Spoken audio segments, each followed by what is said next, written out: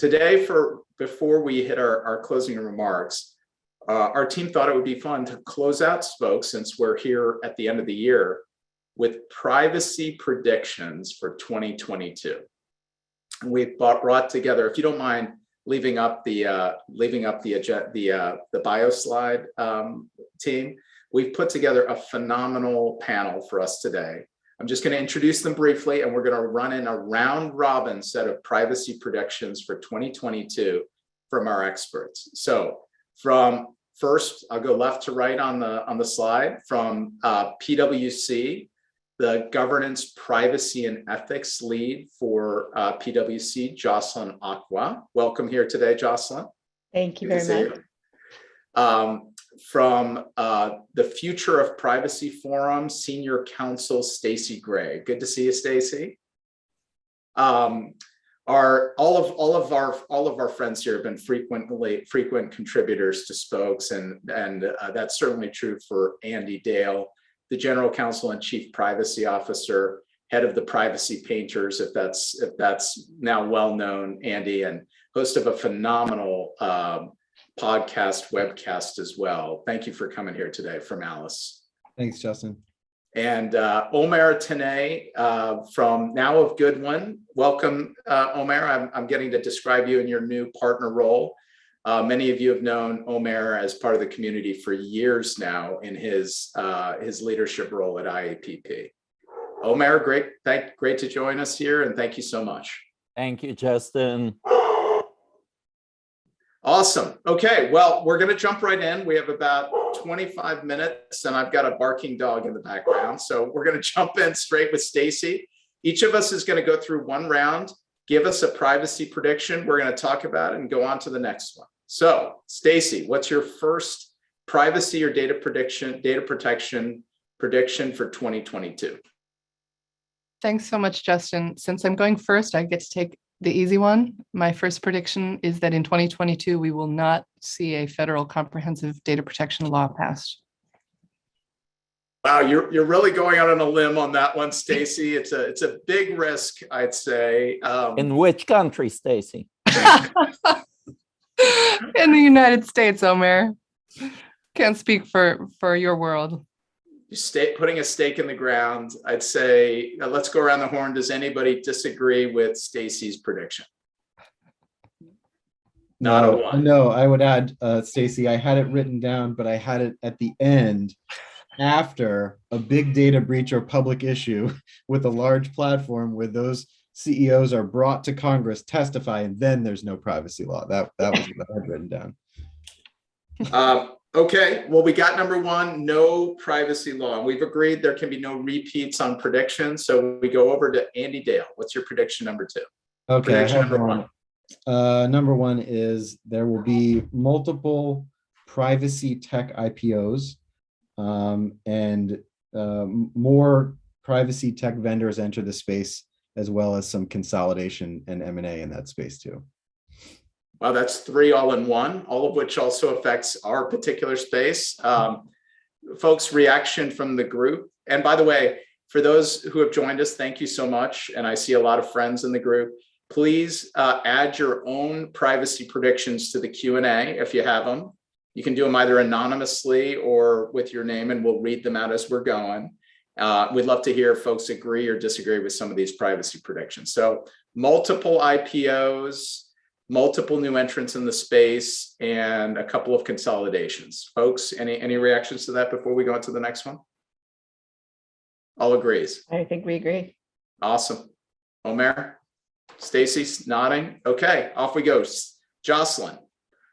Sure. I'm going to start with, I think this might be an easy one. I think this is the year that India will have a national data protection law. Even though every year they think they're going to, this is the year I think they are. And between that and China, I know a lot of companies are not sure what to do, and I think it'll impact a lot of companies that have offsites in both of those countries, and then just doing business with both of those countries. So I'm really looking forward to the next few weeks to see if that actually happens. I love it. I think that's a big one. I've seen a lot of coverage on that one. Trying to get it through. I think the Parliament's been one of those issues that's a sticking point. Anybody have any comments on this one? Okay, Omer, over to you.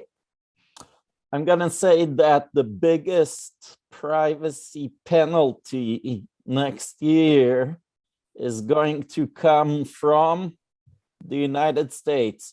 And if you want to hear whether it's going to be from the FTC, from a state attorney general, from the new California agency, or from a BIPA class action, wait for my second prediction. Right, that's a bold one. I like it. We'll have to, you're sort of packing two and disaggregating them into two, which is very strategic. Clearly loving private practice as a lawyer. I'll make my first prediction as we go. I think in 2022, we'll have our first chief privacy officer of the United States. I think they'll find one in the government. Predict they'll have a first federal chief privacy officer. Privacy is getting a lot of attention across the administration. It's been a big issue for, I think, the new incoming FTC chair. There's a lot of issues that are cross-governmental or cross-agency.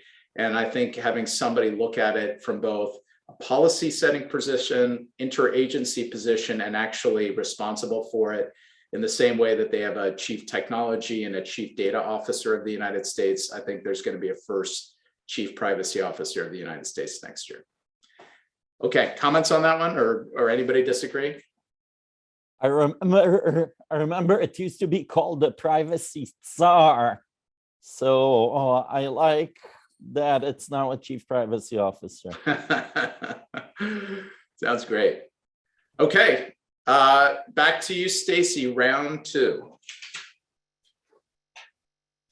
All right.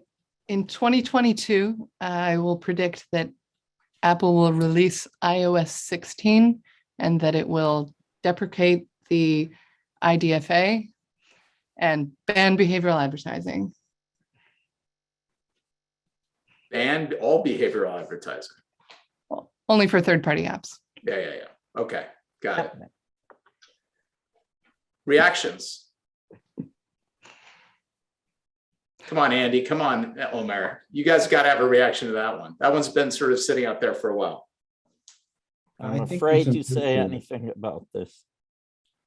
Understood. I think there's some truth to it, potentially, and whether they go all the way, I don't know. Interesting. I threw that one out there to be provocative. I'm not sure about it, but I do think we'll see interesting iOS 16 updates. That is an interesting one, Stacy. I think it's a bold one, and I think it is interesting. Andy, over to you, number two. I was going to make one related to advertising, so it's a good follow-up. It was that Google will further delay cookie deprecation. So actually, it doesn't cut against it, but it's just related. I think there's parts of the ecosystem that are not ready yet. No kidding. And why are you saying just because folks aren't ready? They've delayed it once and they've sort of staked out that they're absolutely not delaying again. I think I'd like to hear from the group, but the more things change, the more things stay the same with cookies. We've had this conversation with lots of different people, and I'll believe cookies are dead when they're truly, actually, really, finally, totally dead. And I just don't see that yet. Because at the end of the day, it is a device identifier. It isn't, we can talk about the GDPR and how the GDPR brought different kinds of data into the definition of personal data, but at the end of the day, it is a device ID. It isn't personal in the same way. That's an interesting. Anybody want to jump in on this one? Do you have any other views? Okay, over to Jocelyn. So I think there's going to be more churn in the EU between the e-privacy directive, which is hopefully will be a regulation at some point, all the market and digital services, and especially the Data Governance Act, where I think that Omar also flagged something that is causing me some agita, where the data transfer mechanism for that will be for non-PII in a very similar way, where there's going to be adequacy needs, and then the AI regulation. So I think there's going to be lots of other swirl there over the next year that we're still trying to flesh out, and what that will mean. Okay, you have to tell me what swirl is. Swirl is defined as proposed, adopted. Well, yeah, I think the data governance one is moving ahead. I think it looks like the e-privacy regulation is moving ahead. I think I'd like to hear what Omer thinks about the AI regulation, but it's getting a lot of traction, making companies nervous in the United States. So I think not, taking away GDPR, there's a lot to think about there, and a lot of impact extraterritorially on the US. Okay, that's an interesting one. Reactions from anybody? Yeah, I think there is just, an incredible tsunami of tech regulation in Europe, kind of coming into focus with DGA. Surprisingly, was the first to the goal. I think now it's in final form. All three institutions agreed on a text. And then the DMA, DSA, the AI Act, the Data Act, and maybe the e-privacy reg. And there are actually a few others focused on identity, and the NIST directive too, and others. So definitely interesting times in Brussels. And China too has been incredibly active on the tech regulation front, with almost tit for tat with Europe. Europe has DMA, China has like a competition authority sort of regulation of platforms. There's platform regulation, PIPL, of course, now data security, data transfers, AI, smart cars even. So yeah. Largest trading partner, isn't China, with the EU? So it kind of makes sense. Yeah, that's interesting. Yeah, I'll let Omer give one, and then I actually have a question. Go ahead, Omer. What's your prediction? So my next one, that's really a prediction. I don't know anything. I have no background information. And the worst thing is that I may be wrong, and I may be proven wrong within a couple of weeks. But I'm going to say that Israel is going to be the first country to lose its adequacy decision.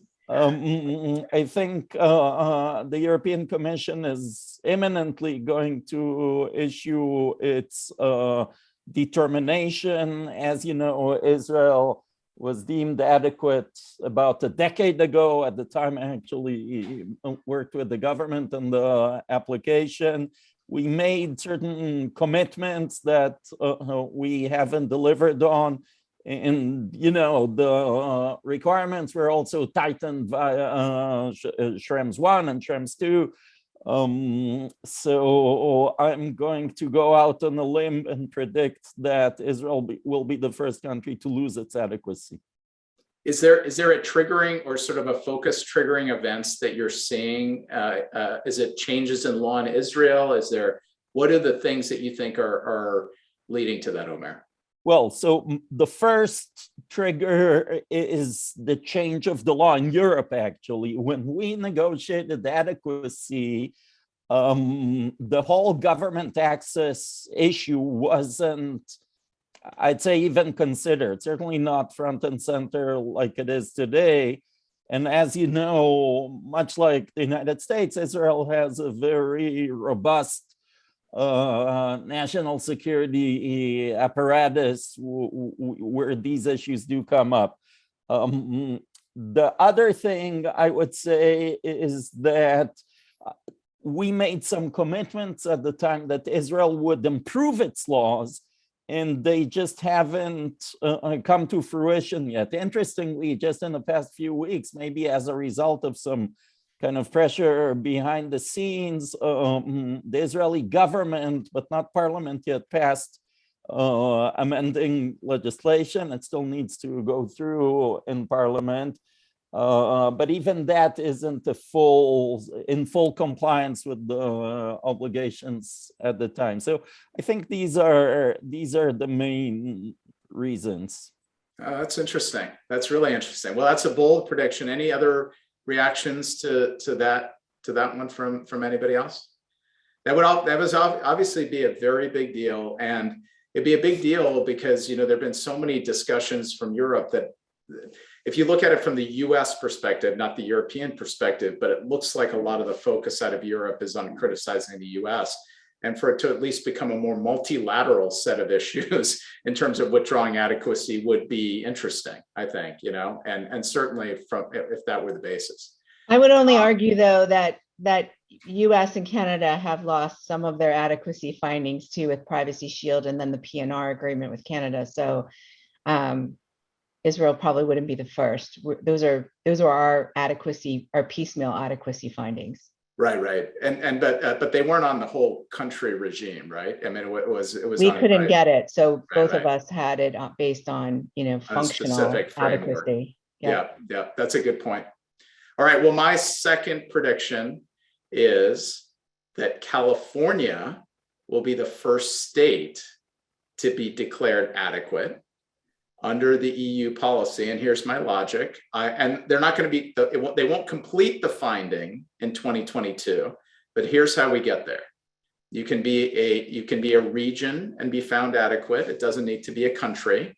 I have confidence that the Europeans and the US are going to reach a new privacy shield so that we'll have an adequacy finding as to the US and an adequacy finding as to a US EU transfer mechanism will enable California to seek adequacy because the national security issues will not be on the table. And I think California will have a very strong argument between CCPA and CPRA that they're an adequate regime. That's my argument. So I don't think they'll finish the adequacy finding for California, but I do think if we get Privacy Shield, California could be declared by the commission to be adequate and then finalize the adequacy finding in 2023. Any questions, reactions? Too bold? Too optimistic, Omer? Too optimistic? Incredibly bold, and in that case I retract my last prediction. If California is adequate, Israel is double adequate. Yeah, I think that's very bold for 2022, Justin. That's a very good one. I like to be bold. I like to be bold, Stacy. I did limit it a little bit. I don't think they'll finish all the stuff that you have, but I think the commission could get there, So I don't know. I think just on the merits, the CCPA and CPRA are not great models. They're not very strong laws. They lack individual redress for most cases, all of them related to privacy. There's still a great deal of uncertainty around opt-out mechanisms between the two laws. But more practically speaking, I think the rulemaking process will be delayed and will soak up most of the year. Wow, much more pessimism on it. But no. I think it's a reasonable reaction. I do think it's going to take a lot to get the rulemaking done this year. Long term, maybe. No. 2023, 4. It's a really good point. And look, you got to be bold in predictions. Why would I predict something that's not bold? But I think that's very fair. Andy, Jocelyn, any reaction before we do our last round of predictions? Nobody else is going out on a limb with me. We're not going out on a limb with you. Nobody else. Okay, I'll take it. Stacy, final prediction for 2022. Oh, the pressure is on. These predictions have been so good. But I feel like not many people are speaking up for the United States. So I'm going to throw in my United States prediction, which is that I think we will see 5 or more additional states passing comprehensive data protection laws. But I don't think any of them will significantly diverge from current frameworks or include a private right of action. That's my prediction. Wow, not one private right of action. What are the 5? Ooh. Maryland, Oklahoma, Ohio, New Jersey, I don't know, some wild card, Alaska or Florida. That's impressive. That's a good list. Well, we've got the right expert here. I'd bank on Stacy for that Yeah. one. Anybody else have thoughts on this one? I trust Stacy on this one. I do too. 5, and we have the list. Somebody go buy a bet in Vegas. I think we know where we're going on this one. All right, Andy, you're up. Okay, my current customer DPA with SCCs attached as exhibits is 38 pages. In 2022, it will go up.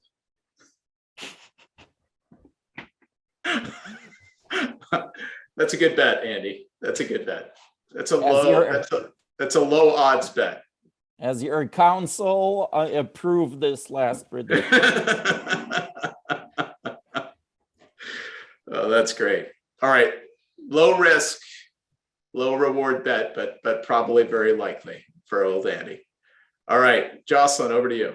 On federal US, let's go to the US then. I think there's just some interesting cases coming out of, there's been a lot of activity in the SEC for cybersecurity. The CFPB is making so many inquiries, the FTC. I think there's just going to be a lot of enforcement or decisions that really, they all are privacy adjacent or directly on privacy that really will impact our companies. And they're coming from everywhere. The inquiries are from so many different organizations and federal government agencies, like the OCC is asking about all of them ask about AI on data brokers, as Stacy testified recently, was it yesterday?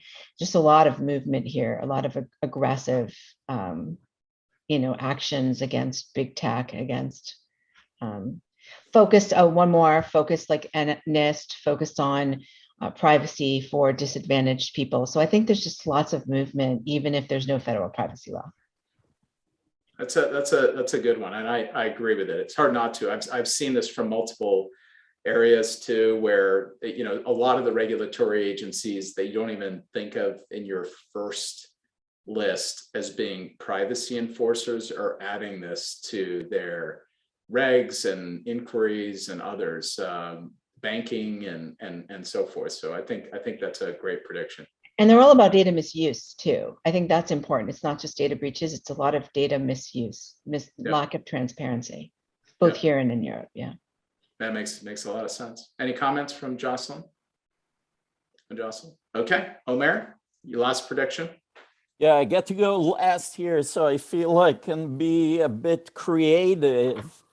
And as you know, the buzzwords of the day in our field kind of changes and turns around every couple of years. I remember big data was the big theme about a decade ago, and then cloud, and then AI maybe for a couple of years. So now it's the metaverse. And I'm going to make a prediction about the metaverse. And I'm going to say that at some point in 2022, the most popular application in the metaverse will be an immersive privacy policy where you can step into the privacy policy, engage with the standard contracts and the DPA and the 38 pages and fall asleep calmly. You need VR to do that? Or you need I will take the bet against that. What odds are you giving, Omer? What odds are you giving on that one, on that prediction? The most popular application in the metaverse will be a immersive privacy policy experience. Somebody quote that, put it up on the website. That's Omer's prediction for 2022. Is that right? I'll give you 5-1. Is there a max bet? I'll take that bet. That's well done. I don't know what the max odds are, max bet. Any comments on this one? I do think there's a serious point to be made. I do talk a lot, and I think others do too, about the need for innovation at the point of collection and at the point of meeting the consumer.